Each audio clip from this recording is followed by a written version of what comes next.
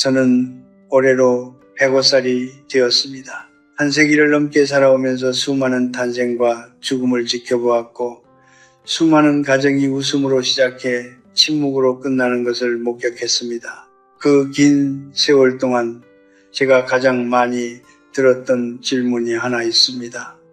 교수님, 저는 사위에게 최선을 다했는데 왜 딸이 점점 멀어지는 걸까요? 처음 이 질문을 들었을 때 저는 단순한 오해나 불운 때문이라고 생각했습니다. 그러나 수십 년이 흐르고 비슷한 이야기를 수백 번 반복해서 들은 뒤에야 깨달았습니다. 이것은 불운이 아닙니다. 이것은 하나의 법칙입니다. 제가 아는 한 여인이 있었습니다. 그녀는 평생을 딸을 위해 살았고 딸이 결혼한 뒤에는 사위를 위해서도 살았습니다. 밥상을 차려주었고 명절마다 봉투를 건넸으며 사위가 힘들다 하면 한달음에 달려갔습니다. 그녀의 집 부엌은 언제나 따뜻했고 그 온기 속에서 아이들의 웃음소리가 가득했습니다. 그런데 어느 날 제가 그녀를 찾아갔을 때 부엌은 조용했습니다. 찬장에는 두 사람분의 그릇만 놓여 있었고 그녀는 창밖을 바라보며 조용히 말했습니다. 딸이 요즘 바쁜가 봐요. 한 달째 연락이 없네요. 그 목소리에는 원망도 분노도 없었습니다. 그저 이해할 수 없다는 담담함만이 남아 있었습니다. 그녀가 나쁜 사람이어서가 아니었습니다. 그녀는 누구보다 선하고 누구보다 헌신적이었습니다. 그러나 바로 그 헌신이 문제였습니다. 저는 여러분께 오늘 불편한 진실 하나를 말씀드리려 합니다. 사위에게 잘해줄수록 딸과 가까워진다는 생각, 그것은 착각입니다. 아니, 그것은 우리가 얼마나 인간의 본성을 이상적으로만 바라보고 있는지를 보여주는 증거입니다. 인간은 감사로 반응하도록 설계된 존재가 아닙니다. 인간은 적응으로 반응하도록 설계된 존재입니다. 오늘 받은 것이 내일은 당연해지고 모레는 부족하게 느껴집니다. 이것은 그 사람이 나쁜 사람이기 때문이 아닙니다. 이것은 인간이라는 존재의 구조 자체입니다. 저는 이 사실을 받아들이는데 오랜 시간이 걸렸습니다.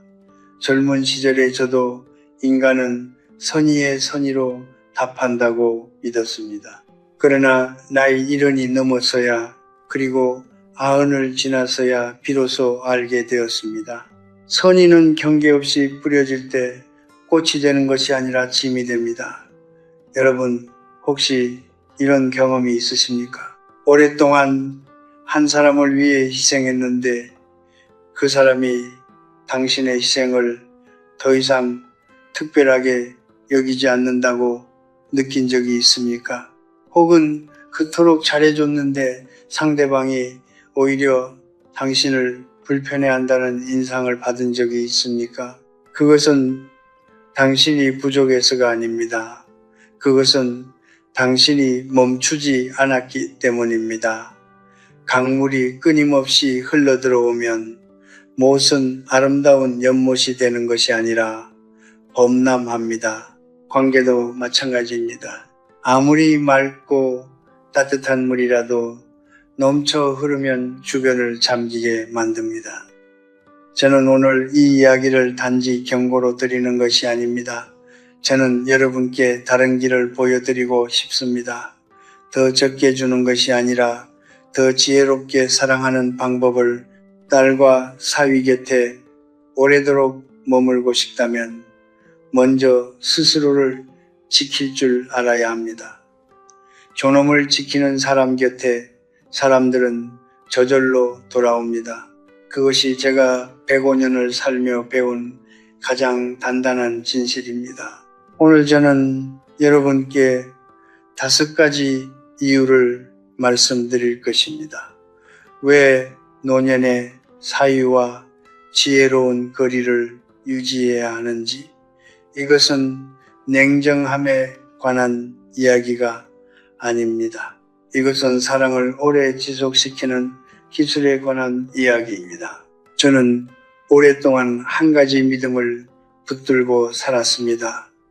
잘해주면 잘 돌아온다는 믿음, 베풀면 감사가 따라온다는 믿음. 그러나 아흔을 넘기고 나서 저는 그 믿음이 얼마나 인간의 본성을 모르는 낭만이었는지를 깨달았습니다. 인간은 받는 것에 적응합니다. 그리고 적응한 뒤에는 그것이 없어질 때 비로소 그것을 인식합니다. 감사로서가 아니라 박탈감으로써 제 젊은 시절 제자 중에 한 명이 있었습니다. 똑똑하고 성실한 청년이었는데 결혼 후 장인어른과 장모님께서 그 모든 것을 해결해 주었습니다. 집을 마련할 때도 장모님이 먼저 나섰고 아이가 태어났을 때도 장모님이 살림을 도맡았으며 명절이면 두둑한 봉투가 어김없이 건네졌습니다. 처음 몇 년은 그 제자도 진심으로 감사했습니다. 저에게 찾아와서 장모님이 없었으면 이 삶이 불가능했을 거예요 라고 말하기도 했습니다. 그런데 세월이 흘렀습니다. 장모님이 건강이 나빠져 더 이상 예전처럼 해드리기가 어려워졌습니다. 그러자 그 제자는 서서히 불만을 품기 시작했습니다. 직접 말하지는 않았지만 그의 아내, 그러니까 장모님의 딸에게 이런 말을 했다고 합니다. 요즘 어머니가 예전 같지 않으시네. 그 한마디 안에 얼마나 많은 것이 담겨 있는지 저는 그 이야기를 전해 들었을 때 가슴이 무거워졌습니다. 그것은 서운함이 아니었습니다. 그것은 당연함이 깨졌을 때 나오는 반응이었습니다. 인간의 뇌는 반복되는 자극에 무감각해지도록 설계되어 있습니다. 심리학자들은 이것을 쾌락 적응이라고 부릅니다. 처음 먹는 음식은 맛있습니다. 그러나 매일 같은 음식을 먹으면 어느 순간 그것은 그냥 끼니가 됩니다. 사랑도, 친절도, 희생도 마찬가지입니다. 처음에는 감동이 됩니다. 그러나 그것이 멈추지 않고 계속되면 어느 순간 그것은 공기처럼 당연한 것이 됩니다. 공기가 있을 때 우리는 공기에 감사하지 않습니다. 공기가 사라졌을 때 비로소 그 소중함을 압니다. 그리고 그 깨달음은 언제나 너무 늦게 옵니다.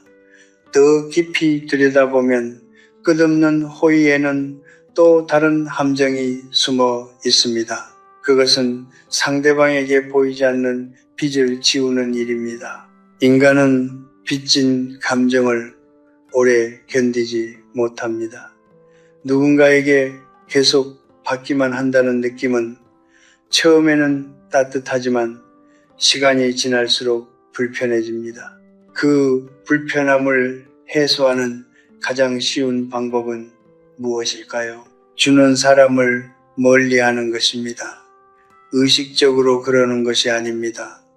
그저 그 사람 곁에 있으면 마음이 무겁기 때문에 자연스럽게 발걸음이 뜸해지는 것입니다. 장모님께서 딸을 잃어버리는 것은 딸이 나쁜 사람이라서가 아닙니다. 딸이 그 무게를 감당하기 힘들어졌기 때문입니다. 저는 지금 여러분께 차갑게 살라고 말씀드리는 것이 아닙니다. 베풀지 말라고 말씀드리는 것도 아닙니다. 저는 다만 이것을 말씀드리고 싶습니다. 진짜 사랑은 주는 것만으로 완성되지 않습니다. 진짜 사랑은 언제 멈출지를 아는 것, 그리고 상대방이 스스로 원해서 다가오게 만드는 힘을 기르는 것입니다. 꽃을 피우고 싶다면 매일 물을 주어야 합니다. 그러나 너무 많은 물은 뿌리를 썩게 만듭니다. 사랑도 과하면 관계의 뿌리를 썩힙니다. 호의에는 눈금이 필요합니다. 그것은 인색함이 아닙니다. 그것은 지혜입니다. 105년을 살아온 제가 여러분께 드릴 수 있는 가장 솔직한 말은 이것입니다. 덜 주되 더 오래 곁에 있으십시오. 한꺼번에 다 쏟아붓지 마십시오. 관계는 저수지와 같습니다. 조금씩 꾸준히 때로는 가물기도 하면서 그렇게 오래 유지되는 것입니다. 제가 40살이었을 때 저는 존경받는 사람과 사랑받는 사람이 다르다는 것을 처음으로 진지하게 생각했습니다. 그 전까지는 두 가지가 같은 것이라고 믿었습니다. 잘해주면 사랑받고 사랑받으면 존경받는다고. 그러나 살면서 저는 그 두 가지가 전혀 다른 뿌리에서 자란다는 것을 알게 되었습니다. 사랑은 가까움에서 옵니다. 그러나 존경은 거리에서 옵니다. 그리고 노년의 행복은 사랑받는 것보다 존경받는 것에 훨씬 더 깊이 뿌리를 두고 있습니다. 저는 젊은 시절 유럽에서 공부하며 한 노얼 교수를 만난 적이 있습니다. 그분은 학생들에게 더없이 따뜻했지만 동시에 결코 넘을 수 없는 선이 있었습니다. 그 선은 차갑지 않았습니다. 말로 설명되지 않았습니다. 그러나 누구도 그 선을 함부로 넘으려 하지 않았습니다. 그 교수실 문 앞에 서면 학생들은 자연스럽게 자세를 가다듬었습니다.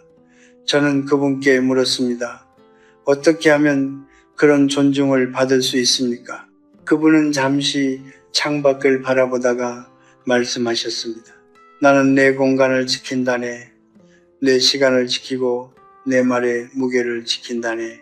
사람들은 내가 지키는 것을 보고 나를 지켜주는 걸세. 저는 그 말을 50년이 지난 지금도 잊지 못합니다. 장모와 사위의 관계를 생각해 보십시오. 처음에는 서로 어색합니다. 그 어색함 속에서 장모님은 종종 친근함을 만들기 위해 경계를 허물려 합니다.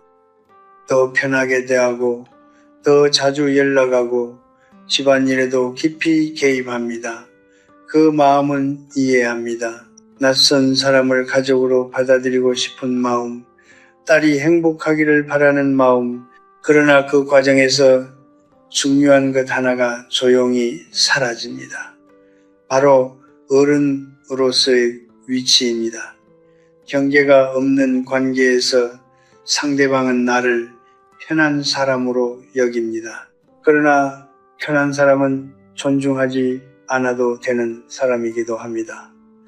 사람들은 무의식 중에 경계가 없는 존재를 가볍게 여깁니다. 그것은 의도적인 무례가 아닙니다. 그것은 인간의 본성입니다. 저는 자연에서 이것을 배웠습니다. 고슴도치를 생각해 보십시오. 고슴도치는 차갑지 않습니다. 그러나 그 몸에는 가시가 있습니다. 아무도 고슴도치를 함부로 쥐려 하지 않습니다. 그 가시 때문에 고슴도치는 오히려 안전합니다. 그리고 고슴도치끼리는 서로 적당한 거리를 유지하며 온기를 나눕니다. 너무 가까우면 서로의 가시에 찔리고 너무 멀면 추위 속에 혼자가 됩니다. 관계의 지혜는 바로 그 거리를 찾는 데 있습니다. 따뜻하되 가시를 잃지 않는 것, 그것이 품위입니다. 사위가 장모님을 대하는 태도는 장모님이 스스로를 어떻게 대하느냐에서 결정됩니다. 장모님이 스스로의 시간을 소중히 여기지 않으면 사위도 그 시간을 소중히 여기지 않습니다. 장모님이 자신의 말에 무게를 두지 않으면 사위도 그 말에 귀 기울이지 않습니다. 장모님이 언제든 부를 수 있는 사람처럼 행동하면 사위는 언제든 불러도 되는 사람으로 인식합니다. 이것은 서운한 이야기가 아닙니다. 이것은 관계의 작동 방식입니다. 사람들은 상대방이 스스로에게 부여하는 가치만큼 그 사람을 대합니다. 저는 95살에 한 가지 결심을 했습니다. 더 이상 먼저 연락하지 않겠다는 것이 아니라 나 자신의 리듬을 지키겠다는 결심이었습니다. 아침은 나를 위한 시간으로 남겨두고 누군가의 부탁에 무조건 응하지 않으며 내 생각을 말할 때는 천천히 그러나 분명하게 말하겠다는 것. 그 결심 이후로 이상한 일이 일어났습니다.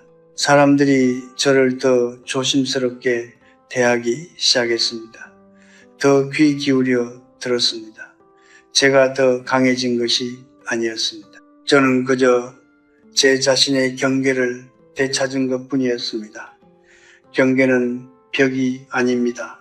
경계는 내가 어디서 시작하고 어디서 끝나는지를 알려주는 윤곽선입니다. 그 윤곽선이 뚜렷한 사람에게 사람들은 본능적으로 존중을 보냅니다. 노년의 사이와의 관계에서 필요한 것은 더 많은 친절이 아닙니다. 더 분명한 경계입니다. 따뜻하게 그러나 가볍지 않게 열려있되 함부로 들어오지 못하게 그것이 어른의 자리를 지키는 방법이고 그 자리를 지킬 때 비로소 사위도 딸도 그 관계도 오래 유지됩니다. 세상에서 가장 조용한 고통이 무엇인지 아십니까? 사랑하는 두 사람 사이에서 끊임없이 균형을 잡아야 하는 사람의 고통입니다. 그 사람은 소리를 지르지 않습니다. 울지도 않습니다. 그저 하루하루 조금씩 지쳐갑니다. 그리고 어느 날 문득 더 이상 그 자리에 서 있을 힘이 없다는 것을 깨닫습니다. 그것이 바로 많은 딸들이 친정에서 멀어지는 이유입니다. 배신 때문이 아닙니다. 사랑이 식어서가 아닙니다. 그저 너무 오래 너무 많이 지쳐버렸기 때문입니다. 저는 평생 많은 가정을 가까이에서 지켜보았습니다. 그 중에서 제가 가장 마음 아프게 기억하는 이야기가 있습니다. 저와 50년 넘게 친구로 지낸 한 사람의 이야기입니다. 그에게는 딸이 하나 있었습니다. 늦게 얻은 외동딸이었고 그는 딸을 세상 무엇보다 아꼈습니다. 딸이 결혼을 하자 그는 사위를 아들처럼 대하고 싶었습니다. 주말이면 함께 식사하기를 원했고 크고 작은 집안일에도 의견을 나누고 싶어 했습니다.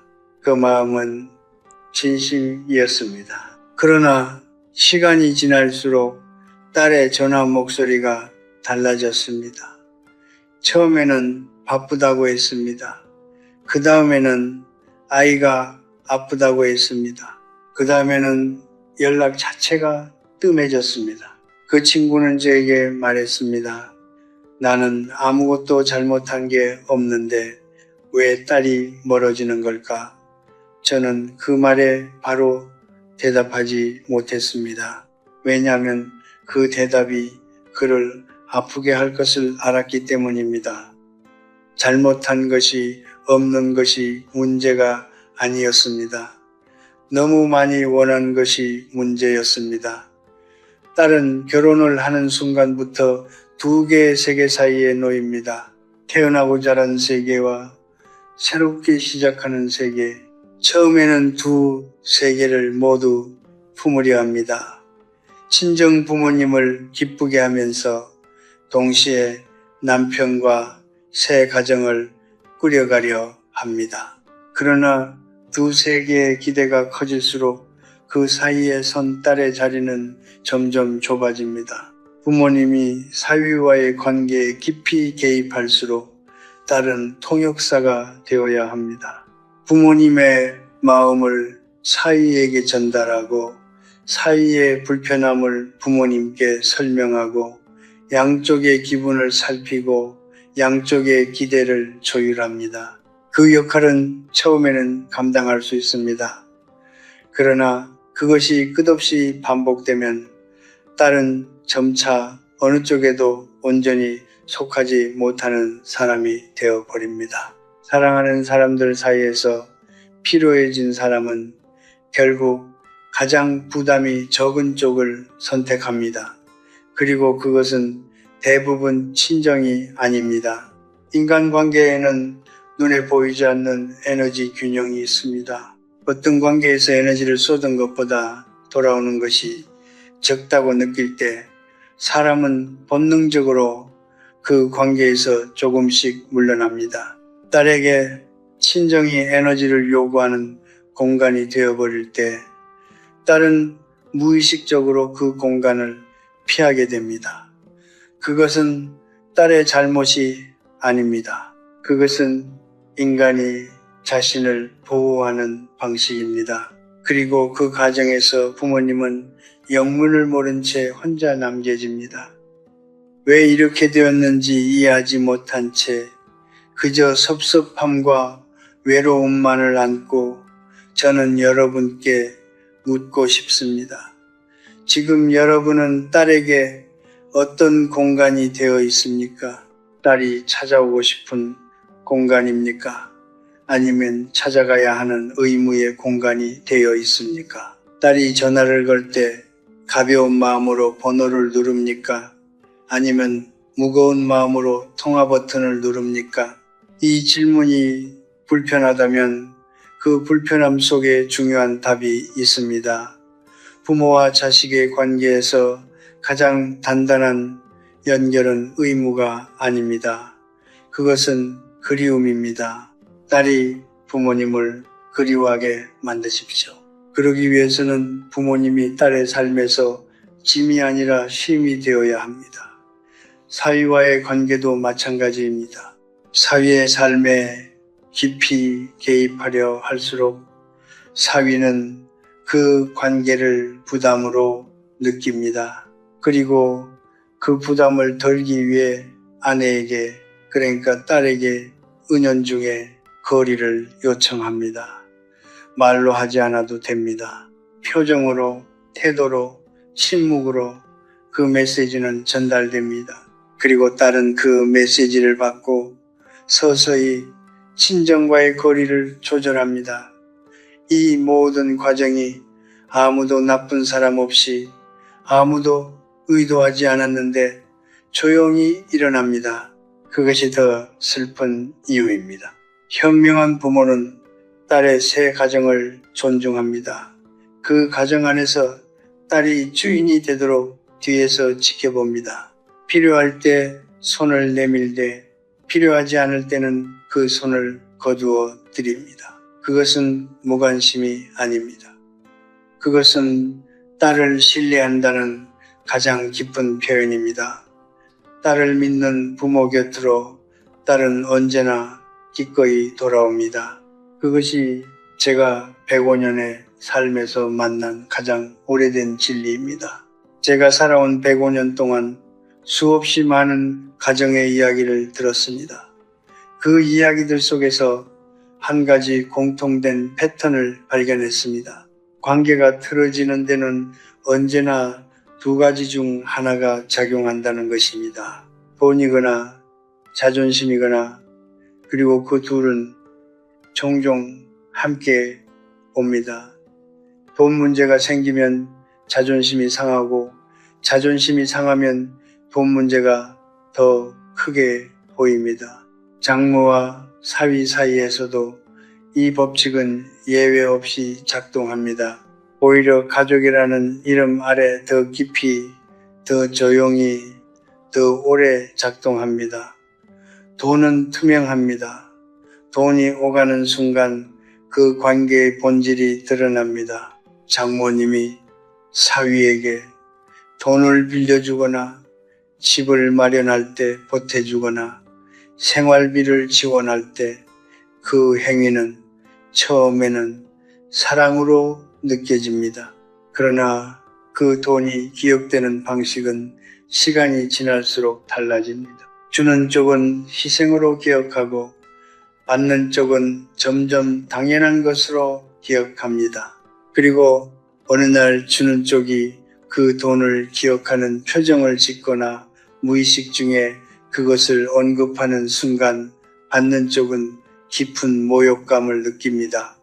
돈으로 샀다는 느낌, 은혜를 빌미로 삼는다는 느낌.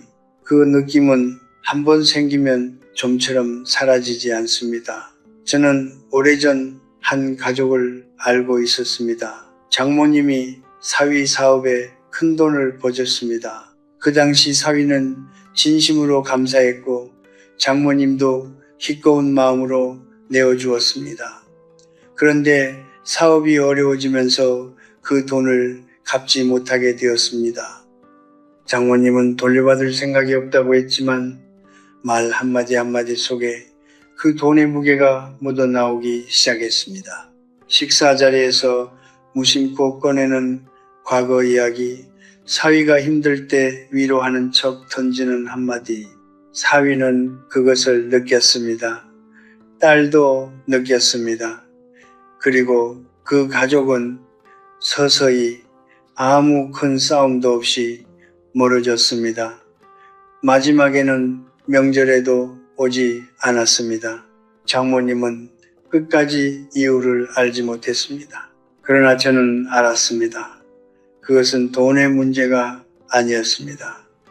그것은 돈이 관계 안으로 들어왔을 때 그 관계가 더 이상 순수하지 않게 된 것의 문제였습니다. 이것이 네 번째 이유입니다. 금전과 살림이 얽히는 순간 관계는 계산의 언어로 바뀝니다. 그리고 한번 계산의 언어로 바뀐 관계는 다시 사랑의 언어로 돌아오기 어렵습니다. 그렇다면 어떻게 해야 합니까? 가능하다면 돈을 관계 밖에 두십시오. 도움을 주고 싶다면 흔적이 남지 않는 방식으로 주십시오. 그리고 한 번 준 것은 마음속에서도 지우십시오. 기억하는 순간 그것은 이미 청구서가 됩니다.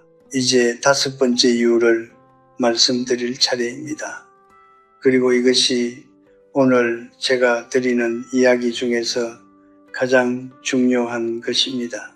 부모가 자기 중심을 지키고 품위를 잃지 않을 때 관계는 가장 오래 갑니다.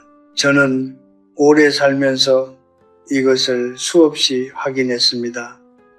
자식이 가장 오래 곁에 머무는 부모는 가장 많이 해준 부모가 아니었습니다. 스스로 가장 충만하게 살아가는 부모였습니다.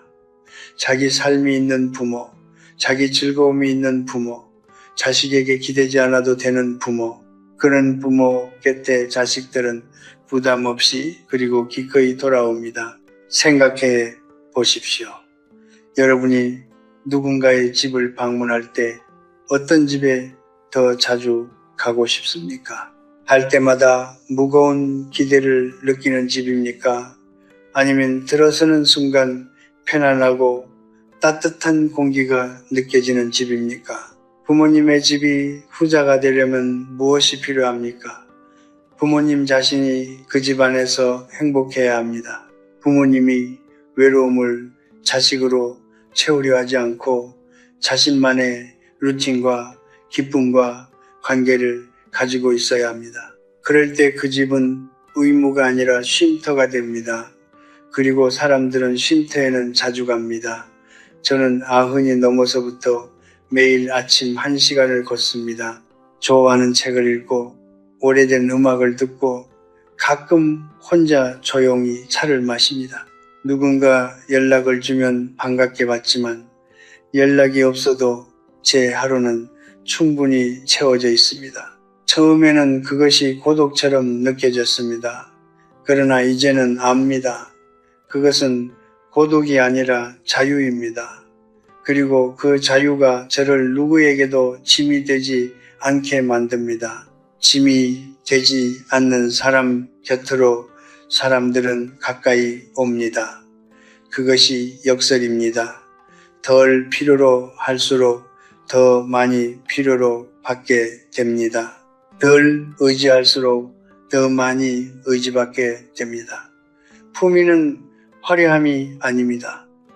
품위는 자기 자신을 소중히 여기는 태도입니다. 아침에 일어나 단정히 옷을 입는 것, 말을 함부로 하지 않는 것, 무너지고 싶을 때도 무너지지 않는 것, 도움을 구할 때도 구걸하지 않는 것, 그 작고 조용한 태도들이 모여 한 사람의 품위가 됩니다. 그리고 그 품위가 있는 사람 곁에 사람들은 오래 머뭅니다. 사위도, 딸도, 손자도 품위 있는 노년은 가족에게 부담이 아니라 기준이 됩니다. 어떻게 나이 들어야 하는지를 몸으로 보여주는 사람, 그것이 가족 안에서 가장 오래, 가장 깊이 기억되는 어른의 모습입니다. 노년의 가장 큰 힘은 근육이 아닙니다. 재산도 아닙니다. 그것은 스스로 충만한 삶을 사는 능력입니다. 그 능력을 가진 사람은 아무것도 잃지 않습니다. 오히려 모든 것이 그 사람 곁으로 돌아옵니다. 저는 오늘 아침에도 창문을 열고 하늘을 바라보았습니다. 105년을 살아오면서 저는 매일 아침 하늘을 봅니다. 젊었을 때는 그 하늘이 도전처럼 느껴졌습니다. 무언가를 이루어야 한다는 압박처럼. 중년에는 그 하늘이 무겁게 느껴졌습니다. 책임과 의무와 걱정이 구름처럼 드리웠습니다. 그러나 지금 이 나이에 바라보는 하늘은 그저 하늘입니다. 아름답고 넓고 조용합니다. 그리고 저는 그 조용함 속에서 비로소 한 가지를 완전히 이해했습니다.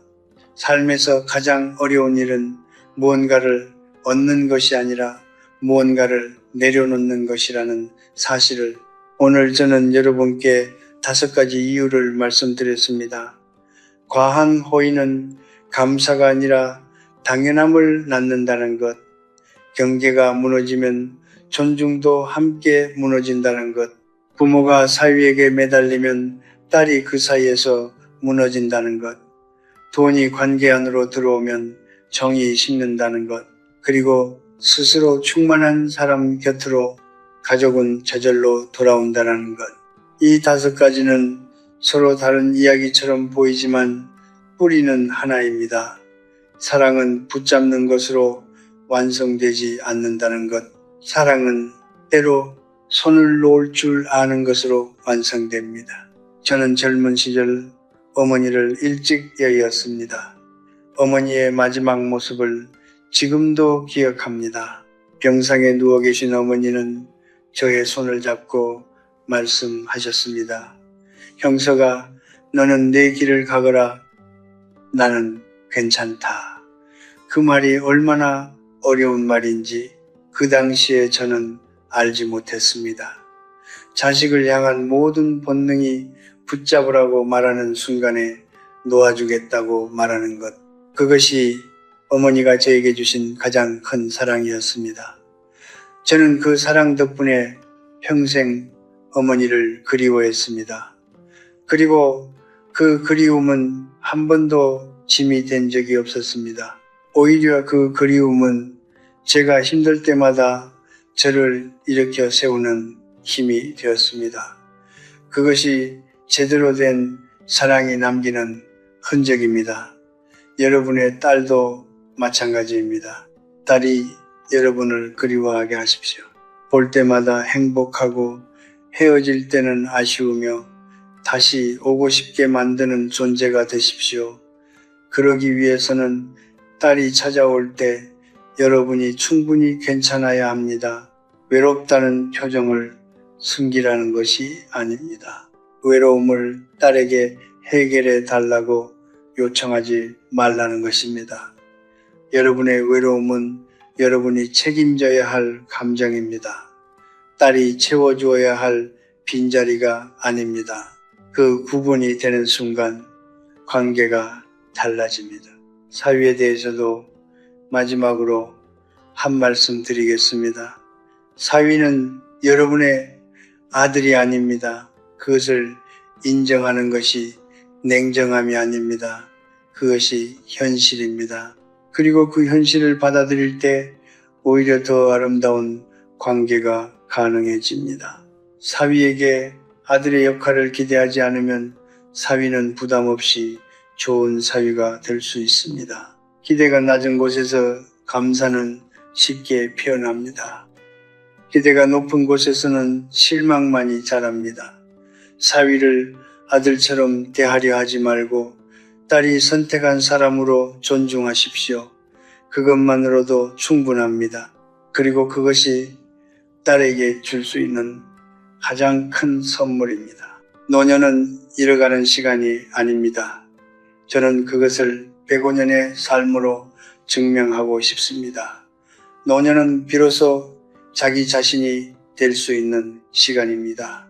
젊었을 때는 사회가 원하는 사람이 되어야 했습니다. 부모가 바라는 자식이 되어야 했고 직장이 원하는 직원이 되어야 했으며 자녀가 필요로 하는 부모가 되어야 했습니다. 그 모든 역할들을 내려놓고 처음으로 오롯이 자기 자신으로 살 수 있는 시간, 그것이 노년입니다. 그 시간을 두려워하지 마십시오. 그 시간을 낭비하지 마십시오. 그 시간이야말로 여러분이 평생 기다려온 자유입니다. 저는 지금도 매일 아침 걷습니다. 오래된 거리를 천천히 걸으면서 젊은 시절 그 길을 뛰어다니던 나를 떠올립니다. 그 시절에 나는 빠르게 가야 한다고 생각했습니다. 더 많이 가져야 한다고, 더 많이 이루어야 한다고. 그러나 지금의 나는 압니다.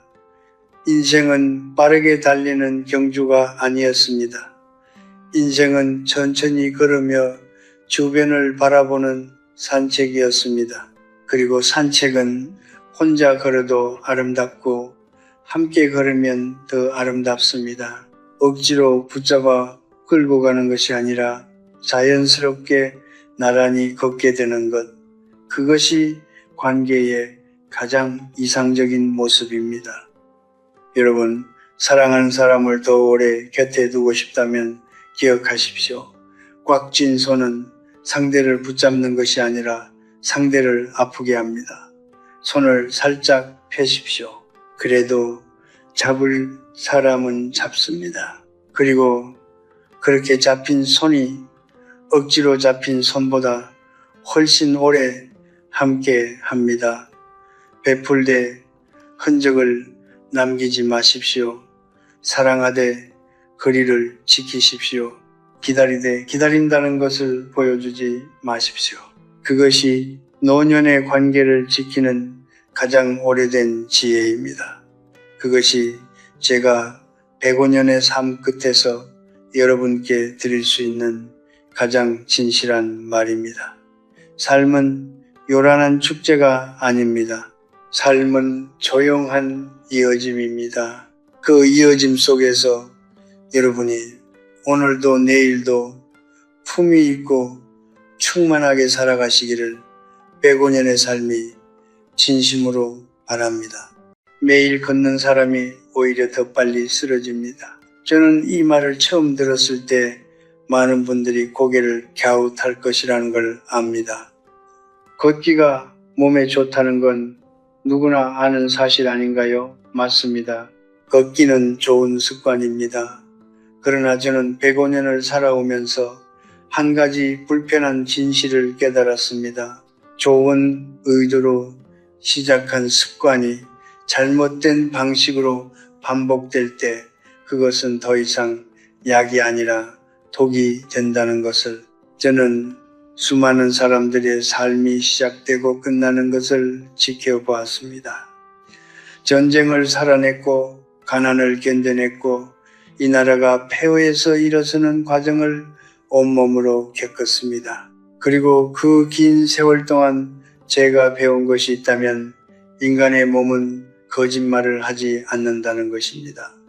몸은 언제나 정직합니다. 무리하면 반드시 신호를 보냅니다. 그 신호를 무시할 때 몸은 더 큰 대가를 요구합니다. 오늘 제가 말씀드리려는 것은 운동을 하지 말라는 이야기가 아닙니다. 오히려 그 반대입니다. 저는 여러분이 앞으로도 오래오래 건강하게 걷기를 바랍니다. 그러나 70대 이후의 몸은 30대의 몸이 아닙니다. 젊었을 때는 괜찮았던 것들이 나이가 들면 위험이 됩니다. 그것을 모르고 계속한다면 성실함이 오히려 화가 됩니다. 여러분, 잠깐 생각해 보십시오. 주변에 매일 아침 일찍 일어나 공원을 걷는 분이 계십니까?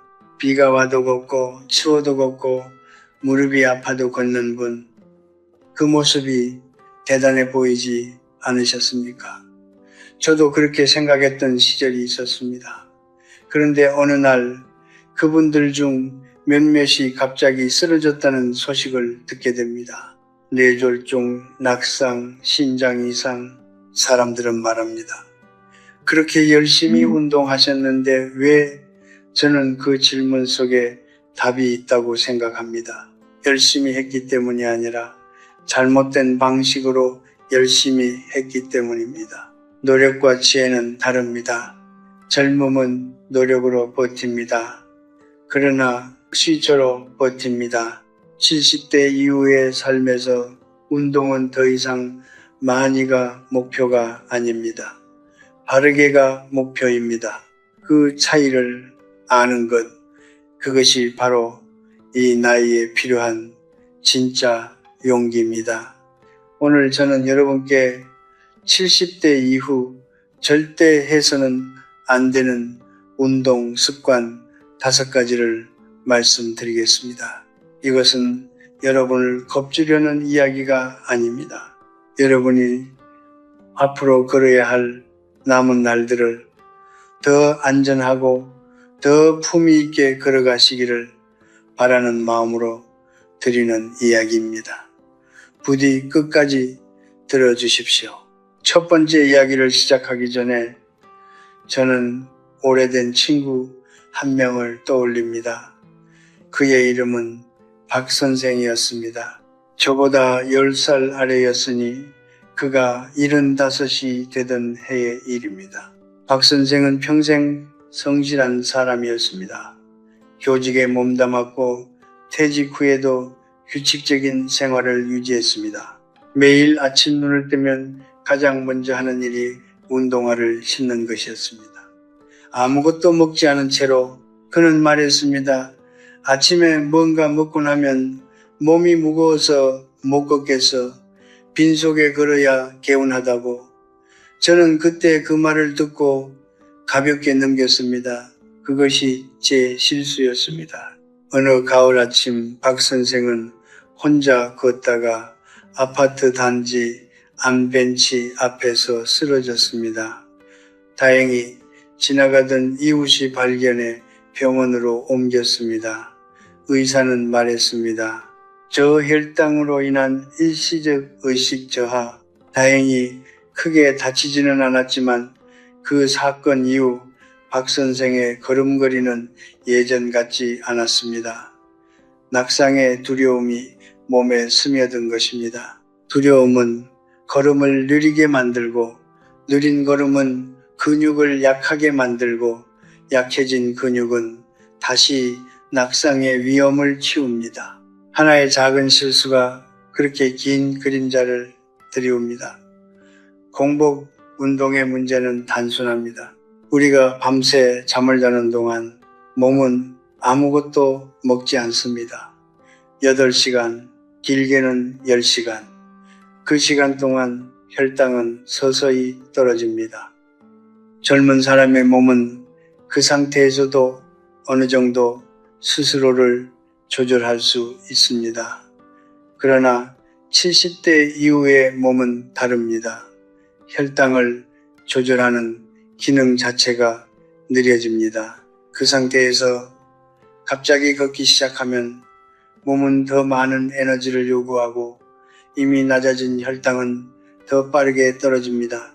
결과는 어지럼증, 두통, 심하면 의식을 잃는 것입니다.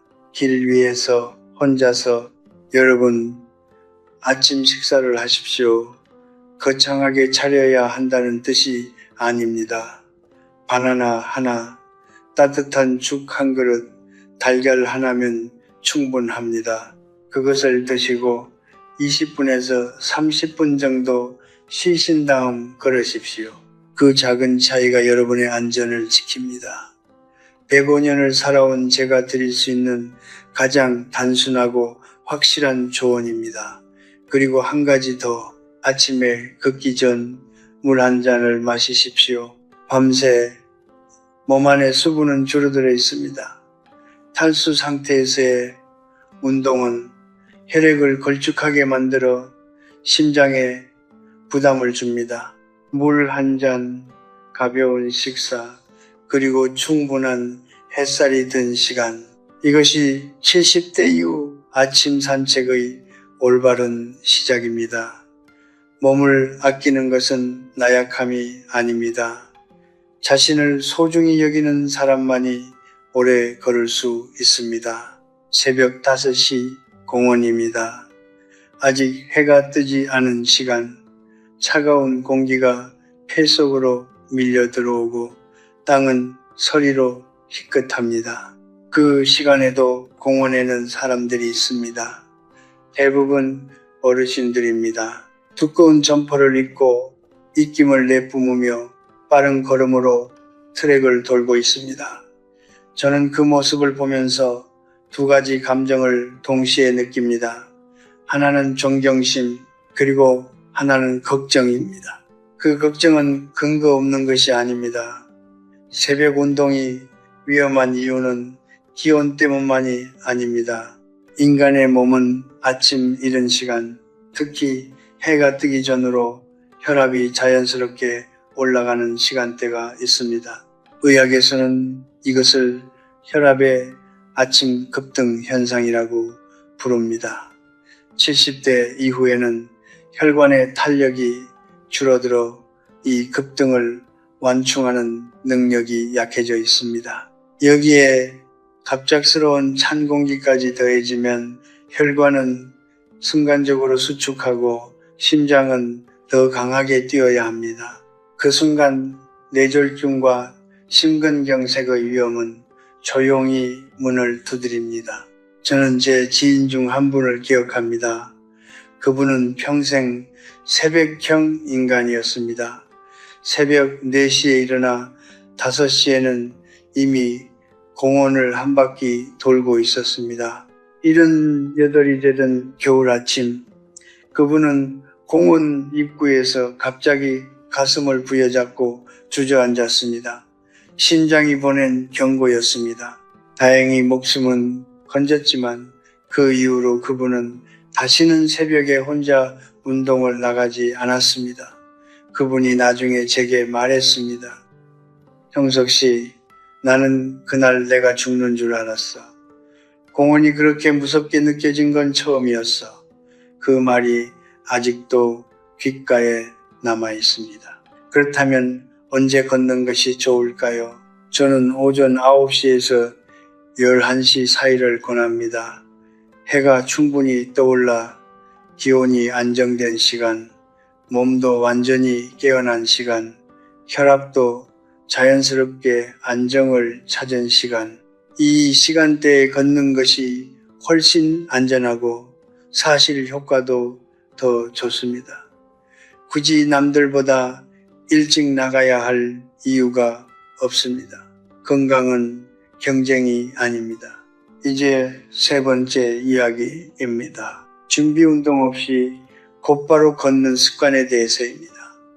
많은 분들이 운동화 끈을 묶는 순간 그것으로 준비가 끝났다고 생각하십니다. 그리고 바로 빠른 걸음으로 걷기 시작합니다. 저는 그것이 얼마나 위험한 일인지 몸으로 배운 적이 있습니다. 일은 초반의 일이었습니다. 어느 아침 서둘러 나가 준비도 없이 걷기 시작했다가 발목이 삐끗하며 넘어질 뻔했습니다. 다행히 넘어지지는 않았지만 그날 이후 저는 반드시 걷기 전 5분을 먼저 몸에 투자하기 시작했습니다. 70대 이후의 근육과 관절은 오랫동안 한자리에 있으면 굳어버립니다. 특히 밤새 누워있다가 일어난 아침에는 더욱 그렇습니다. 굳어있는 상태에서 갑자기 움직이면 근육은 놀라고 관절은 저항합니다. 그 순간에 작은 무리가 염좌, 근육 파열, 심하면 골절로 이어질 수 있습니다. 5분의 스트레칭은 단순한 형식이 아닙니다. 그것은 몸에게 건네는 말입니다.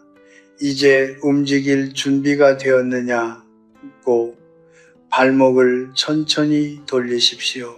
무릎을 부드럽게 굽혔다 펴십시오. 허리를 좌우로 가볍게 틀어보십시오.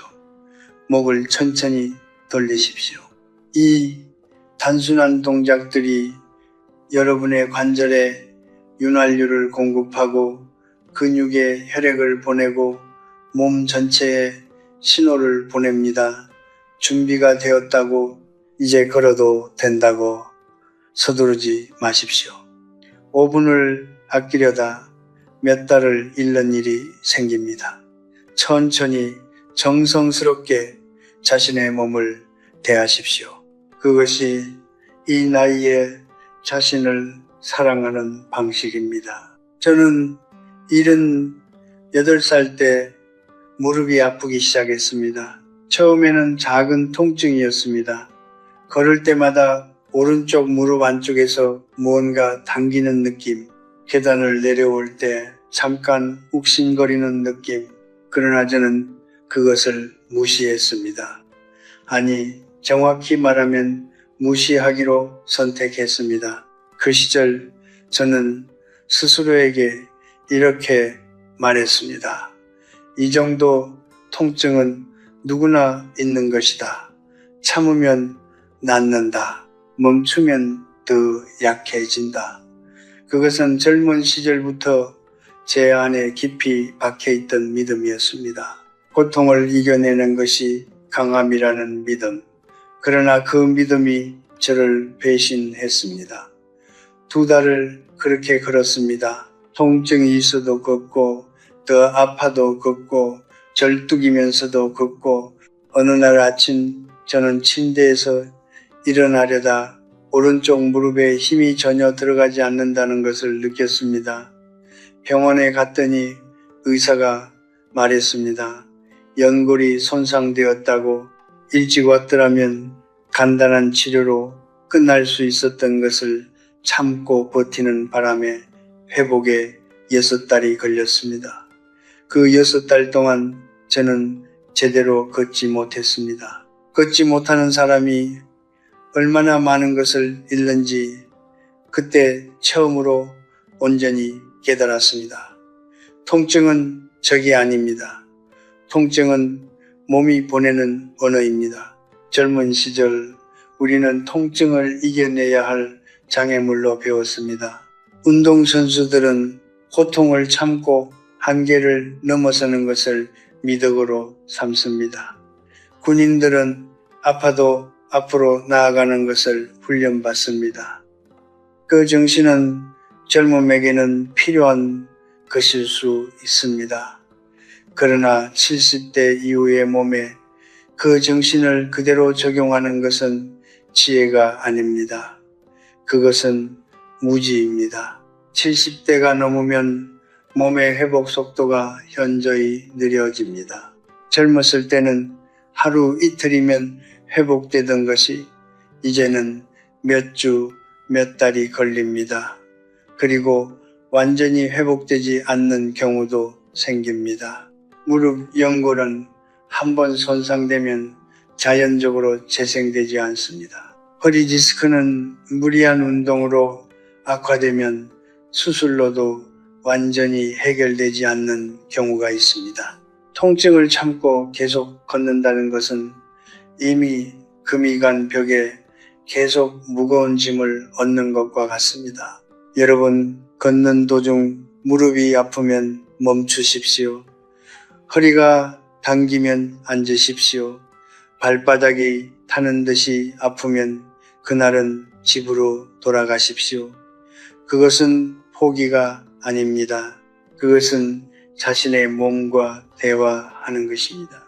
몸이 오늘은 여기까지 라고 말할 때 그 말을 들을 줄 아는 것, 그것이 진짜 강함입니다. 저는 105년을 살아오면서 깨달은 것이 있습니다. 오래 걷는 사람은 빠르게 걷는 사람이 아닙니다. 멈출 줄 아는 사람입니다. 자신의 한계를 인정하는 것은 패배가 아닙니다. 그것은 자기 자신을 제대로 이해하기 시작했다는 증거입니다. 그리고 그 이해 위에서만 진정한 건강이 오래 지속될 수 있습니다. 참는 것이 미덕이던 시절은 지났습니다. 이제는 듣는 것이 지혜입니다. 몸의 소리에 귀를 기울이십시오. 그 소리가 여러분을 더 오래, 더 멀리 데려다 줄 것입니다. 저는 80이 넘어서도 산을 좋아했습니다. 산에 오르는 것은 단순한 운동이 아니었습니다. 그것은 저에게 일종의 의식이었습니다. 정상에 서서 아래를 내려다 볼 때의 그 느낌, 숨이 차오르고 땀이 흐르고 그럼에도 두 발로 여기까지 올라왔다는 사실이 주는 묵직한 만족감. 저는 그것을 오랫동안 건강의 증거라고 생각했습니다. 산을 오를 수 있다는 것은 아직 내가 살아있다는 것이라고. 그러나 어느 날 저는 산이 저에게 보내는 신호를 읽는 법을 배워야 했습니다. 83이 되던 봄, 저는 오랜 지인들과 함께 동네 뒷산을 오르기로 했습니다. 높지 않은 산이었습니다. 평소에도 가끔 오르던 곳이었습니다. 그런데 그날따라 무릎이 유독 무겁게 느껴졌습니다. 내려오는 길, 경사진 돌계단을 한 발 한 발 내딛는데 오른쪽 무릎에서 소리가 났습니다. 뚝. 그 소리는 작았지만 그 순간 제 몸 전체에 전달된 충격은 작지 않았습니다. 그날 이후 저는 한 달 동안 제대로 걷지 못했습니다. 산이 문제가 아니었습니다. 제가 내 몸의 나이를 인정하지 않은 것이 문제였습니다. 의학적으로 이야기하겠습니다. 우리가 평지를 걸을 때 무릎에 가해지는 압력은 체중의 약 1.5배입니다. 그런데 경사진 오르막을 오를 때는 그것이 3배로 늘어납니다. 내리막길은 더 심합니다. 최대 4배에서 5배의 압력이 무릎 관절에 집중됩니다. 70대 이후에 무릎 연골은 이미 수십 년의 사용으로 얇아져 있습니다. 그 얇아진 연골에 4배, 5배의 압력이 반복적으로 가해질 때 어떤 일이 일어나는지는 굳이 의사가 아니어도 짐작할 수 있을 것입니다. 그런데도 많은 분들이 산을 오릅니다. 왜일까요? 저는 오랫동안 그 이유를 생각했습니다. 그리고 솔직하게 말씀드리겠습니다. 그것은 상당 부분 자존심 때문입니다. 아직 산을 오를 수 있다는 것을 스스로에게 그리고 주변에 증명하고 싶은 마음, 나는 아직 괜찮다는 것을 확인받고 싶은 마음, 그 마음을 저는 충분히 이해합니다. 저도 그랬으니까요. 그러나 무릎은 자존심을 알지 못합니다. 무릎은 오직 압력만을 압니다. 가파른 계단도 마찬가지입니다.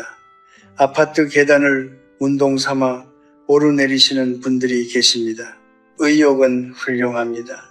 그러나 70대 이후에는 그 의욕이 오히려 관절을 빠르게 닳게 만드는 원인이 됩니다. 계단 운동은 젊은 사람들에게 효과적인 운동일 수 있습니다. 그러나 이미 연골이 얇아지기 시작한 몸에는 그것은 운동이 아니라 마모입니다. 그렇다면 어떻게 하면 좋을까요? 답은 간단합니다. 평지를 걸으십시오. 공원의 평평한 길, 집 근처의 완만한 도로, 실내 복도, 이런 곳에서 꾸준히 걷는 것만으로도 심폐 기능을 유지하고 근육을 강화하는 데 충분합니다. 산을 오르지 않아도 건강할 수 있습니다. 계단을 뛰지 않아도 강해질 수 있습니다. 평지에서의 한 걸음이 무릎을 혹사시키는 10걸음보다 훨씬 값집니다. 무언가를 포기하는 것이 때로는 가장 현명한 선택입니다. 산을 내려오는 것이 지는 것이 아닙니다. 그것은 더 오래 걷기 위한 선택입니다. 남은 날들을 두 발로 걷기 위한 조용하고 단단한 결심입니다. 이제 처음 질문으로 돌아가겠습니다. 왜 매일 걷는 사람이 오히려 더 빨리 쓰러질까요? 저는 오늘 그 답을 5가지 이야기로 풀어드렸습니다. 공복에 걷는 것, 차가운 새벽에 나가는 것, 준비 운동 없이 시작하는 것, 통증을 참고 계속하는 것, 무릎에 무리가 가는 경사를 오르는 것, 이 5가지는 모두 하나의 공통된 뿌리에서 비롯됩니다. 그것은 바로 젊은 시절의 방식으로 늙은 몸을 대하는 것입니다. 우리는 오랫동안 노력이 곧 결과라고 배웠습니다. 더 많이 하면 더 좋아진다고, 더 힘들게 하면 더 강해진다고, 그 믿음은 인생의 전반부에서는 맞는 말이었습니다. 그러나 인생의 후반부에서는 그 믿음이 때로 우리를 배신합니다. 70대 이후의 몸에게 필요한 것은 더 많은 노력이 아닙니다. 더 깊은 이해입니다. 자신의 몸이 지금 어떤 상태인지, 무엇을 원하는지, 어디까지가 한계인지를 아는 것, 그것이 이 나이에 가장 필요한 지혜입니다. 저는 105년을 살아오면서 수많은 것을 잃었습니다. 친구들을 잃었고, 사랑하는 사람들을 먼저 떠나보냈고, 젊음을 잃었고, 한때 당연하게 여겼던 능력들을 하나씩 내려놓았습니다. 그 과정은 결코 쉽지 않았습니다. 그러나 그 긴 내려놓음의 과정에서 제가 배운 것이 있습니다. 잃는 것을 두려워하지 않을 때 비로소 남은 것의 가치가 보인다는 것입니다. 산을 오르지 못하게 되었을 때 저는 처음으로 평지의 아름다움을 제대로 보았습니다. 빠르게 걷지 못하게 되었을 때 저는 처음으로 천천히 걸으며 바람의 냄새를 맡았습니다. 멈추는 법을 배웠을 때 저는 비로소 걷는 것의 진짜 의미를 알게 되었습니다. 걷는다는 것은 단순히 몸을 움직이는 것이 아닙니다. 그것은 살아있다는 것을 확인하는 행위입니다. 두 발이 땅을 디딜 때마다 우리는 아직 이 세상에 존재한다는 것을 느낍니다. 그 감각은 나이가 들수록 더 소중해집니다. 그렇기 때문에 저는 여러분이 오래 걷기를 바랍니다.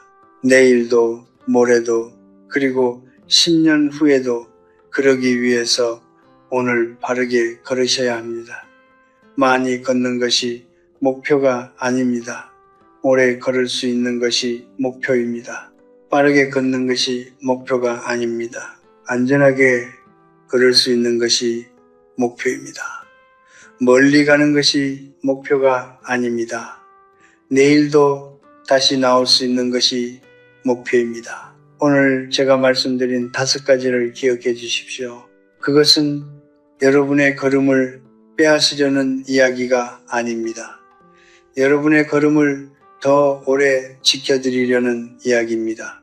여러분, 내일 아침 운동화를 신기 전에 잠깐 멈추십시오. 따뜻한 것을 조금 드십시오. 해가 든 다음에 나가십시오. 5분 동안 몸을 깨우십시오. 그리고 걸으십시오. 천천히 깊게 숨을 쉬면서 무릎이 말을 걸면 귀를 기울이십시오. 몸이 충분하다고 하면 그것으로 충분합니다. 삶은 요란한 축제가 아닙니다. 삶은 조용한 걸음의 연속입니다.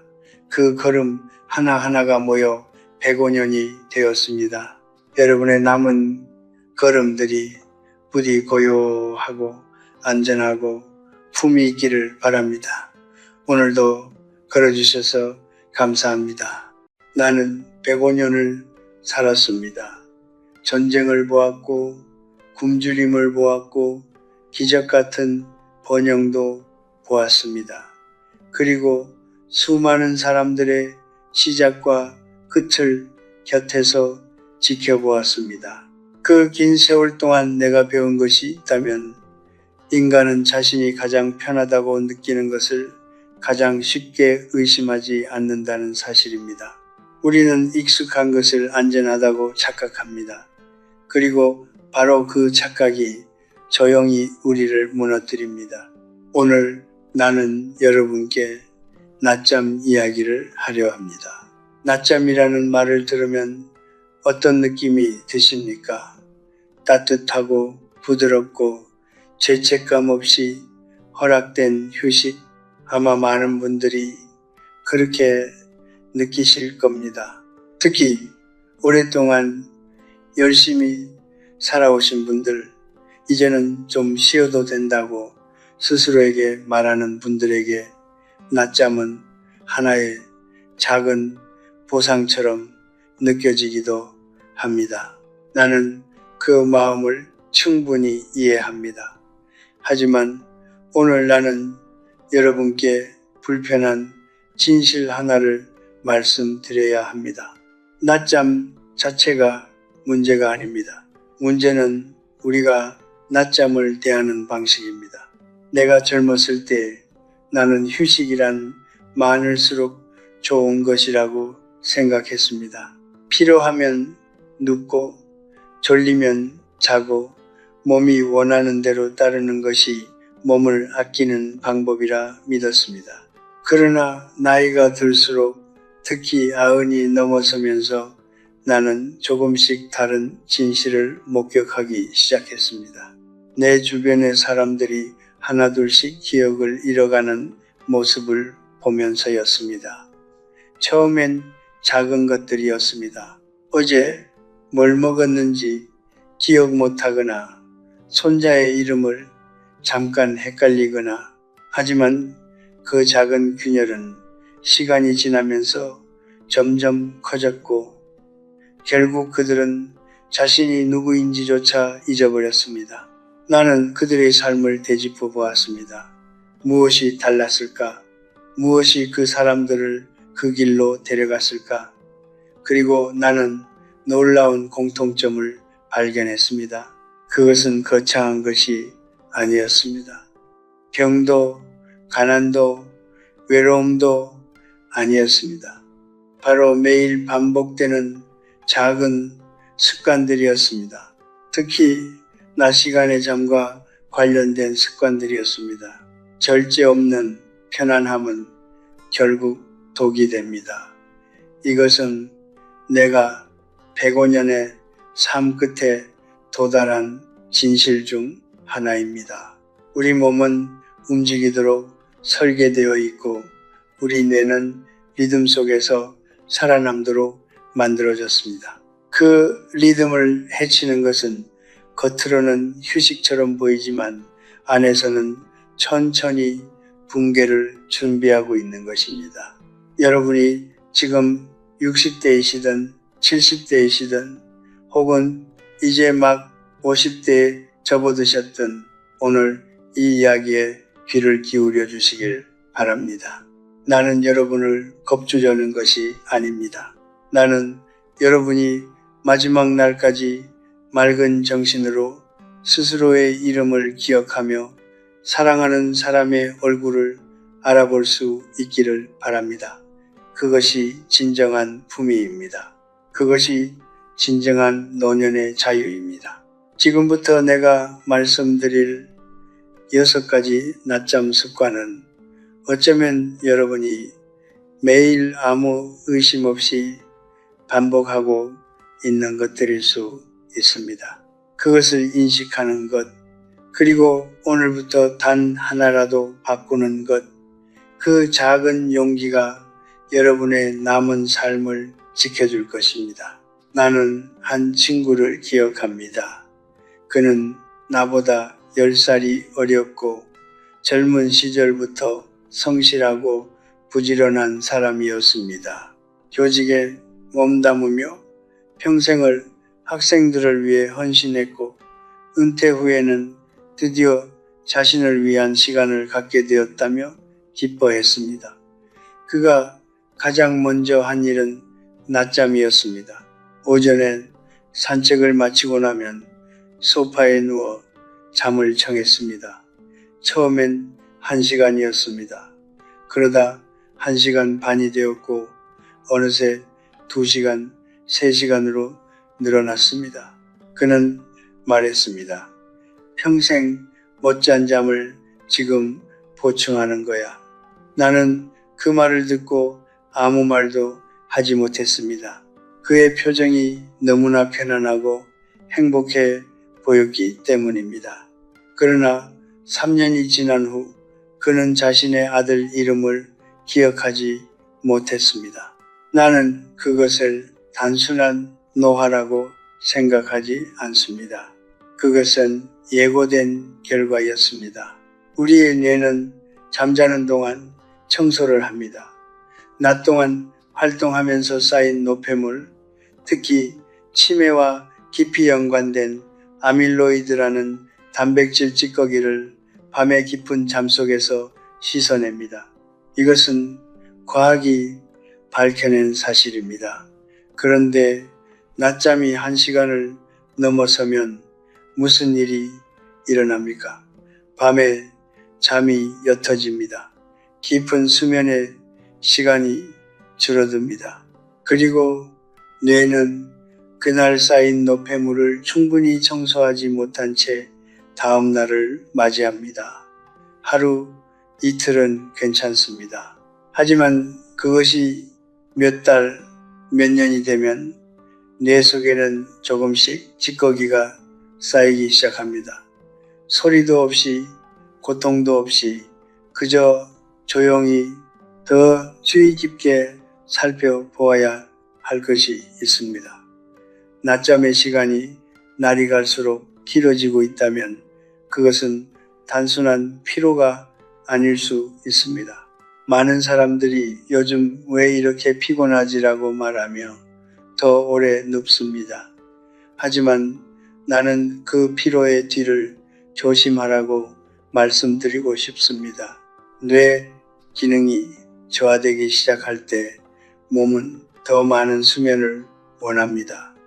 즉, 낮잠이 점점 길어지는 것 자체가 이미 뇌가 보내는 초기 신호일 수 있습니다. 원인과 결과가 서로를 강화하는 악순환입니다. 더 자려 하기 때문에 뇌가 나빠지는 것이 아니라 뇌가 나빠지기 시작했기 때문에 더 자려 하는 것입니다.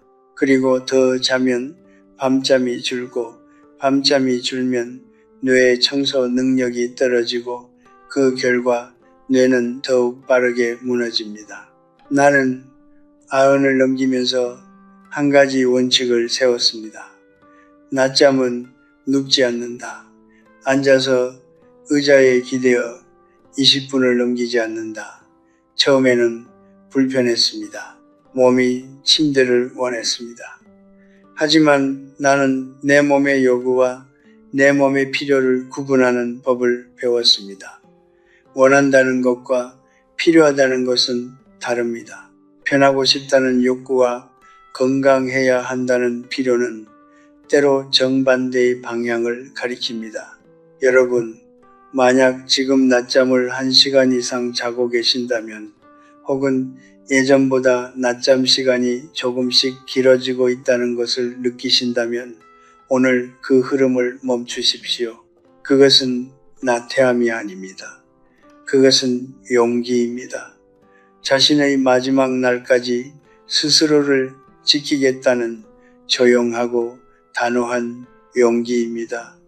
나는 105년을 살면서 깨달았습니다. 품이 있는 노년은 거창한 것에서 오지 않습니다.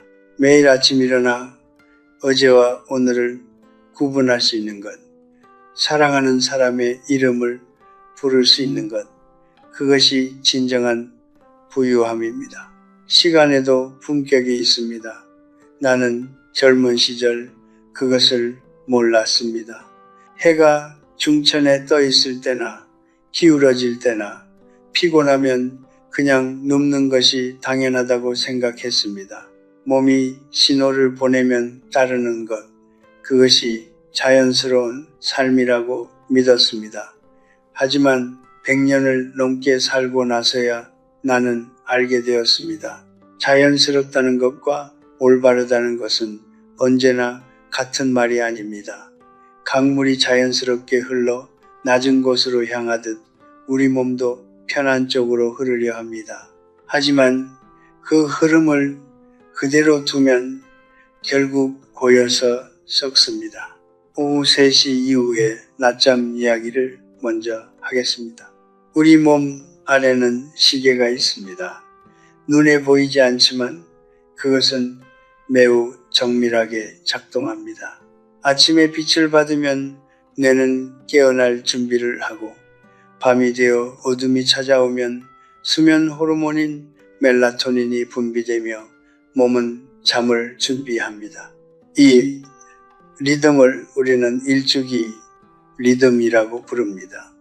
수십억 년의 진화가 만들어낸 몸의 질서입니다. 그런데 오후 3시 이후에 잠을 자면 어떤 일이 벌어집니까? 그 시계가 흔들립니다. 뇌는 혼란스러워집니다. 지금이 낮인지 밤인지 자야 할 시간인지 깨어 있어야 할 시간인지를 잃어버립니다.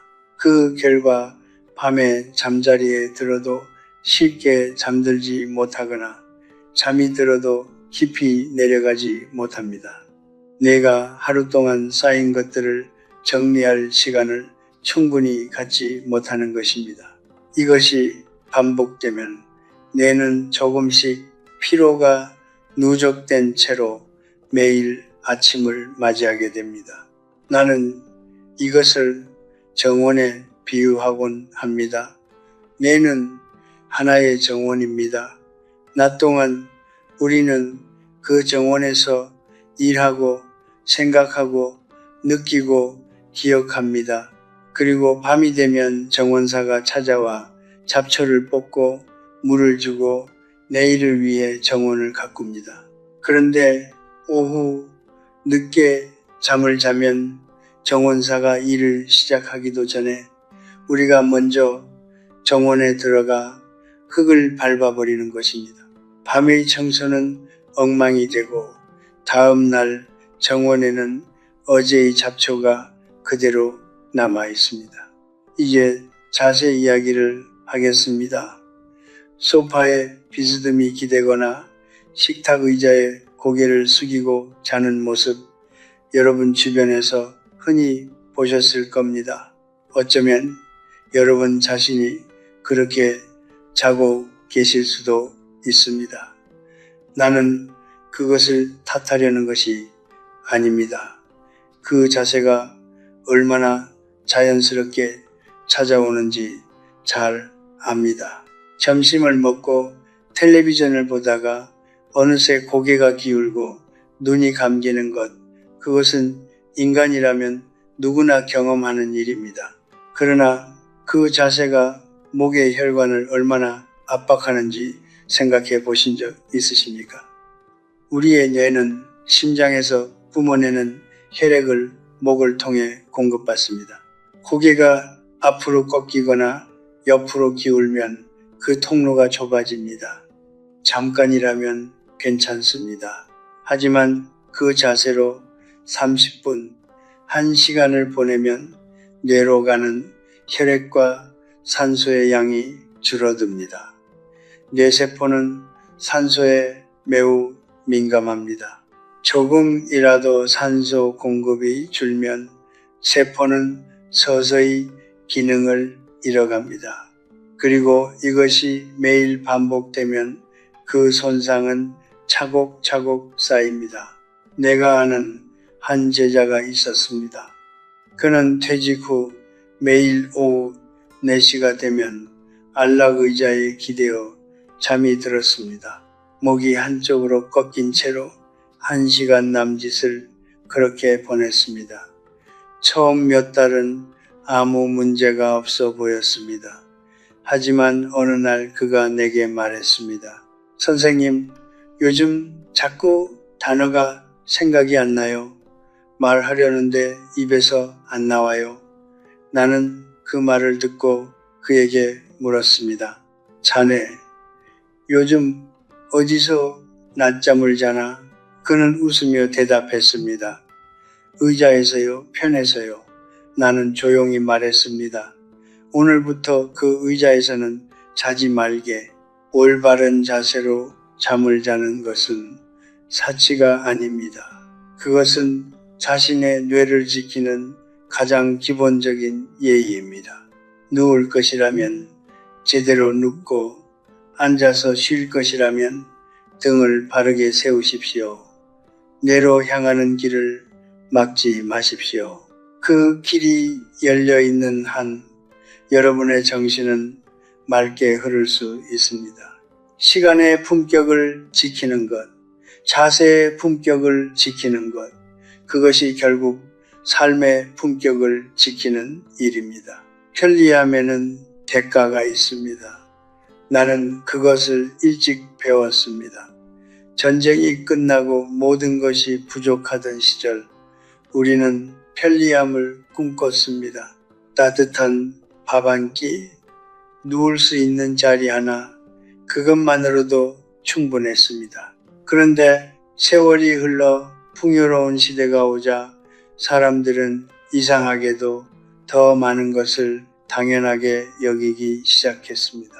먹고 나서 바로 눕는 것을 당연하게, 소음 속에서도 어디서든 잠드는 것을 능력처럼 여기기 시작했습니다. 나는 그것을 보며 생각했습니다. 편리함이 습관이 되면 사람은 그것이 옳은 것인지조차 묻지 않게 됩니다. 식사 직후 눕는 습관 이야기를 먼저 하겠습니다. 밥을 먹고 나면 몸이 무거워집니다. 눈꺼풀이 내려앉고 소파가 손짓합니다. 이것은 자연스러운 반응입니다. 식사 후 소화를 위해 혈액이 위장으로 몰리면서 뇌로 가는 혈류가 일시적으로 줄어들기 때문입니다. 그래서 졸린 것입니다. 많은 분들이 그 순간 몸이 쉬라고 신호를 보내는구나 라고 생각하며 눕습니다. 하지만 나는 그 판단이 절반만 맞다고 생각합니다. 몸은 쉬고 싶어 하지만 그렇다고 누워야 하는 것은 아닙니다. 식사 직후 눕게 되면 위장은 중력의 도움을 받지 못한 채 소화를 해야 합니다. 음식물이 역류하기 쉬워지고 소화 기능에 부담이 생깁니다. 더 중요한 것은 혈류입니다. 소화기관으로 몰린 혈액이 충분히 순환되지 못하면 뇌로 가는 산소 공급이 그 상태로 오래 지속됩니다.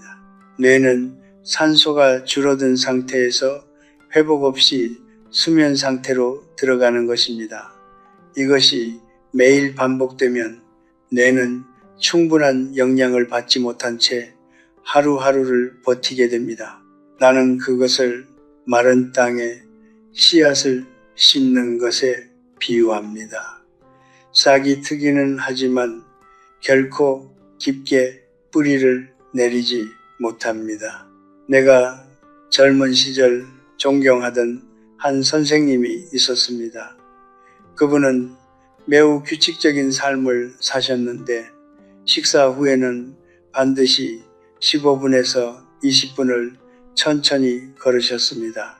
그것이 습관이 되어 어떤 날은 비가 와도 처마 밑을 왔다 갔다 하셨습니다.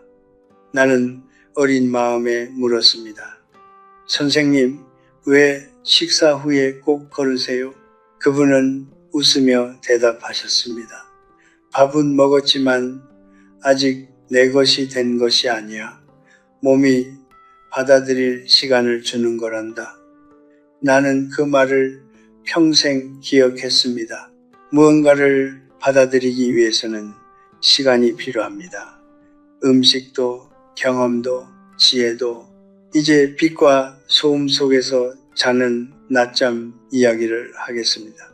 텔레비전이 켜져 있고 창문으로 햇살이 쏟아지는 방에서 잠드는 것. 많은 분들이 그것을 대수롭지 않게 여깁니다. 어차피 눈을 감으면 보이지 않고 익숙해지면 소리도 들리지 않는다고 생각합니다. 하지만 우리의 뇌는 눈을 감아도 빛을 감지합니다. 귀는 잠든 동안에도 소리를 처리합니다. 우리가 의식하지 못할 뿐 뇌는 그 자극들에 계속 반응하고 있습니다. 그것은 진정한 휴식이 아닙니다. 엔진을 끄지 않고 차를 세워두는 것과 같습니다. 겉으로는 멈춰 있는 것처럼 보이지만 안에서는 계속 연료를 소모하고 있는 것입니다. 깊은 휴식은 조건이 필요합니다. 어둠, 고요함, 적절한 온도.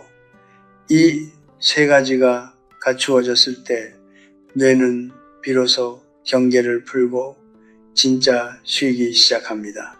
빛과 소음 속에서 자는 잠은 겉으로는 잠든 것처럼 보이지만 뇌는 그 시간 내내 긴장을 유지한 채 얕은 수면과 각성 사이를 오갑니다. 그 결과 잠에서 깨어났을 때 더 피곤함을 느끼는 것입니다. 자고 일어났는데 왜 이렇게 개운하지 않을까라고 느끼신 적 있으십니까? 그것은 뇌가 제대로 쉬지 못했다는 신호입니다. 나는 이것을 두고 이렇게 말하곤 합니다. 휴식에도 예의가 있습니다. 자신의 뇌에게 제대로 된 환경을 만들어주는 것, 그것이 자신을 존중하는 방식입니다. 소란스러운 곳에서 억지로 눈을 감는 것은 휴식이 아니라 회피입니다. 진짜 휴식은 조건을 갖추는 작은 수고로움을 감수할 때 비로소 찾아옵니다. 커튼을 치고 텔레비전을 끄고 조용한 자리를 찾는 것, 그 작은 수고가 여러분의 뇌에게는 가장 큰 선물이 될 수 있습니다. 오늘 하루의 편리함이 내일의 명료함을 앗아가지 않도록 하십시오. 지금 이 순간의 작은 절제가 여러분이 사랑하는 사람들의 이름을 오래도록 기억할 수 있게 해줄 것입니다. 나는 그것을 압니다. 105년의 삶이 그것을 가르쳐 주었습니다. 나는 평생 동안 많은 사람들이 자유를 오해하는 것을 보았습니다. 자유란 아무것도 하지 않아도 되는 것, 원하는 대로 살아도 되는 것, 누구의 눈치도 보지 않아도 되는 것이라고 생각하는 사람들이 많았습니다. 특히 오랜 세월 동안 열심히 일하고 가족을 위해 희생하고 이제 겨우 쉴 수 있게 된 분들일수록 그런 생각을 하기 쉽습니다. 나는 그 마음을 충분히 이해합니다. 하지만 나는 100년이 넘는 삶을 통해 다른 진실을 배웠습니다. 진정한 자유는 절제에서 옵니다. 규칙 없는 자유는 시간이 지나면 결국 스스로를 가두는 감옥이 됩니다. 낮잠도 마찬가지입니다. 올바른 낮잠은 뇌를 살리지만 잘못된 낮잠은 뇌를 서서히 허물어뜨립니다. 그렇다면 어떻게 자야 하는가? 나는 오늘 여러분께 내가 90이 넘어서부터 지켜온 원칙들을 말씀드리려 합니다. 거창한 것이 아닙니다.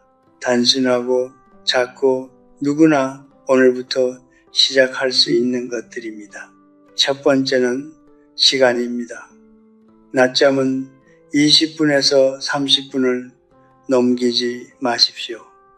이것은 내가 만들어낸 규칙이 아닙니다. 우리 몸의 수면 주기가 그렇게 설계되어 있습니다. 잠이 든 후 약 20분에서 30분 사이 우리는 얕은 수면의 끝자락에 있습니다. 이 시점에 깨어나면 개운함을 느낍니다. 하지만 이 지점을 넘어서면 뇌는 깊은 수면 단계로 내려가기 시작합니다. 그 상태에서 깨어나면 오히려 더 무겁고 더 피곤하고 밤잠에도 영향을 줍니다. 20분에서 30분, 그것이 뇌에게 충분한 휴식을 주면서도 밤의 리듬을 지키는 균형점입니다. 타이머를 맞추십시오. 처음에는 불편할 수 있습니다. 하지만 몸은 곧 그 리듬에 익숙해집니다. 두 번째는 시각입니다. 낮잠은 오후 1시에서 2시 사이에 자는 것이 가장 좋습니다.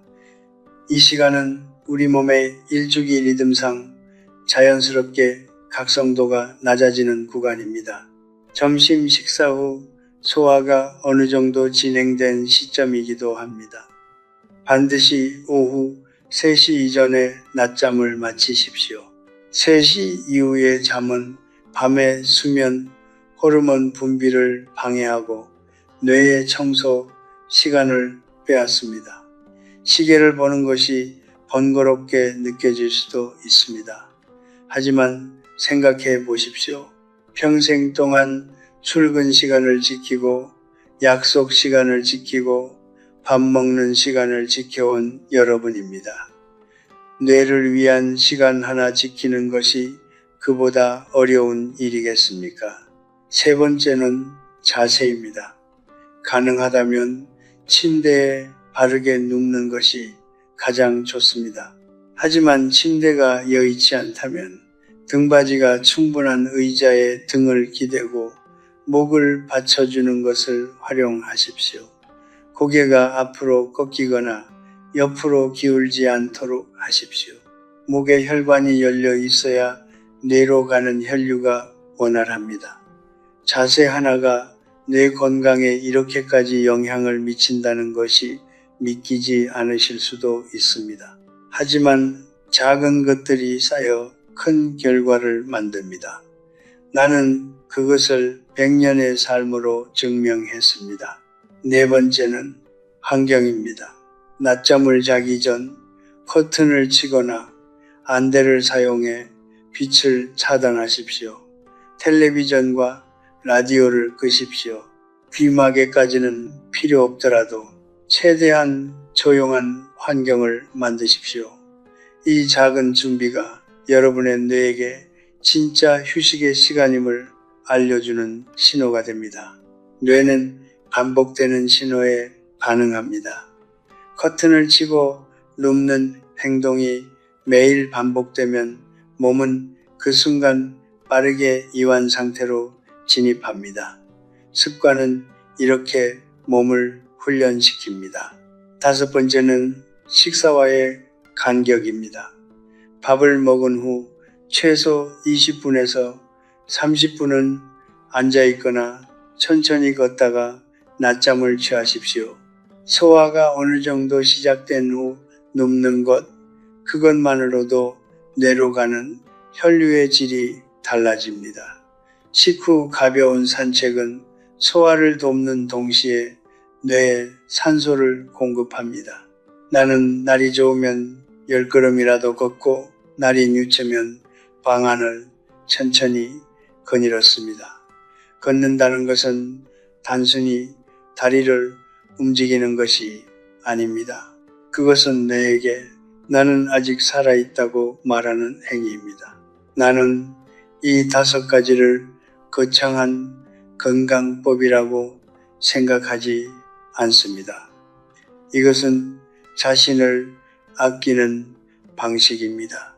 오랫동안 가족을 위해, 일을 위해, 타인을 위해 살아온 여러분이 이제는 자신의 뇌를 위해 하루 30분의 규칙을 지키는 것, 그것이 이기적인 일입니까? 아닙니다. 그것은 가장 숭고한 자기 존중입니다.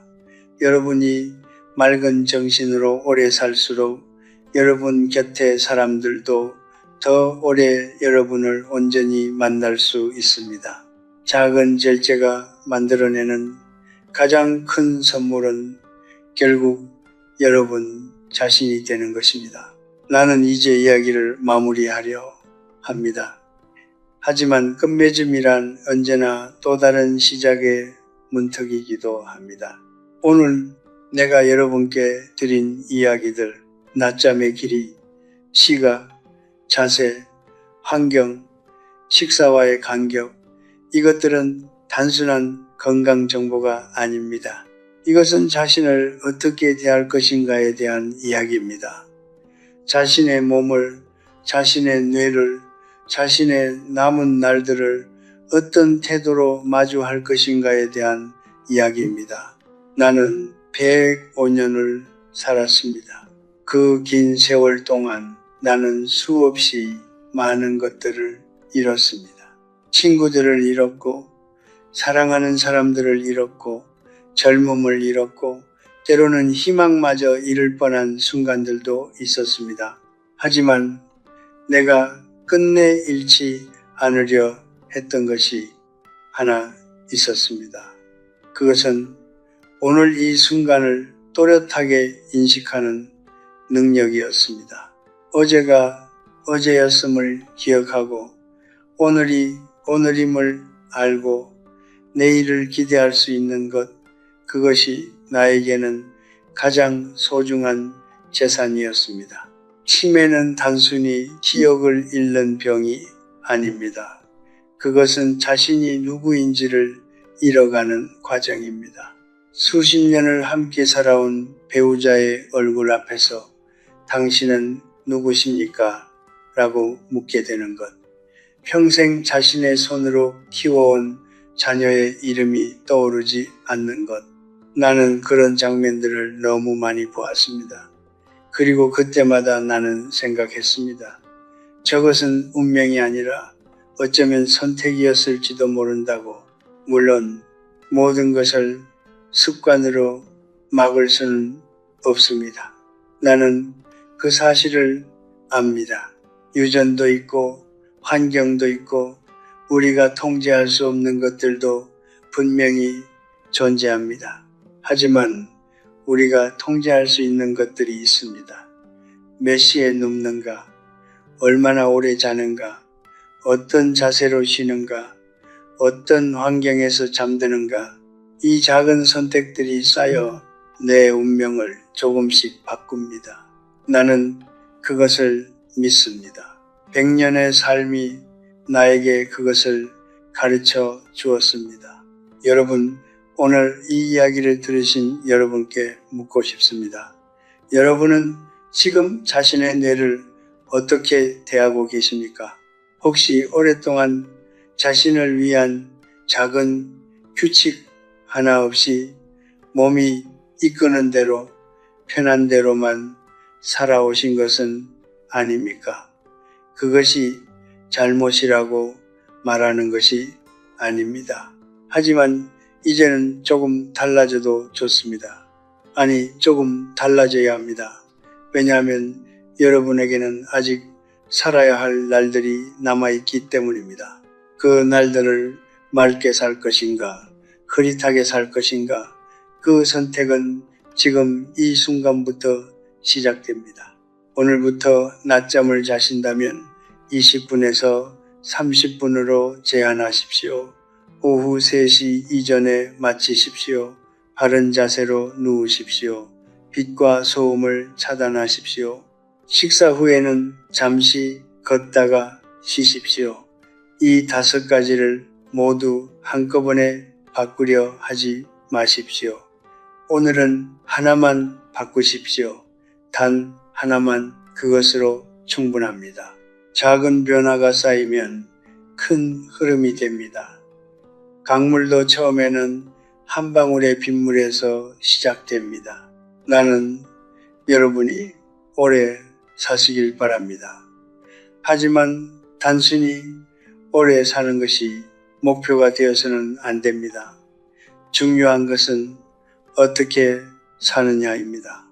사랑하는 사람의 이름을 부를 수 있는 동안, 창밖의 계절이 바뀌는 것을 알아챌 수 있는 동안, 어제의 기쁨을 오늘도 기억할 수 있는 동안, 그 시간들이 모여 한 사람의 삶이 됩니다.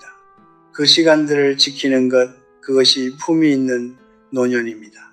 나는 오늘 이 자리에서 여러분께 한 가지를 약속드립니다. 나는 여러분을 가르치려 한 것이 아닙니다. 나는 다만 내가 걸어온 길에서 배운 것들을 나누었을 뿐입니다.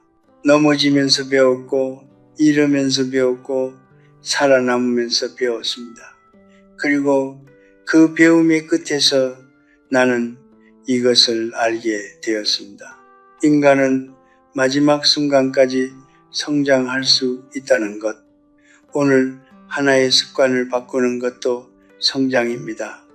70이어도 80이어도 90이어도 삶은 요란한 축제가 아닙니다. 삶은 조용한 지속입니다. 매일 아침 눈을 뜨고 오늘도 내가 나임을 확인하고 사랑하는 것들을 기억하며 하루를 살아가는 것, 그 단순하고 소박한 일상이 실은 가장 위대한 기적입니다. 여러분의 남은 날들이 그 기적으로 가득하기를 나는 진심으로 바랍니다. 오늘도 맑은 하루 되십시오.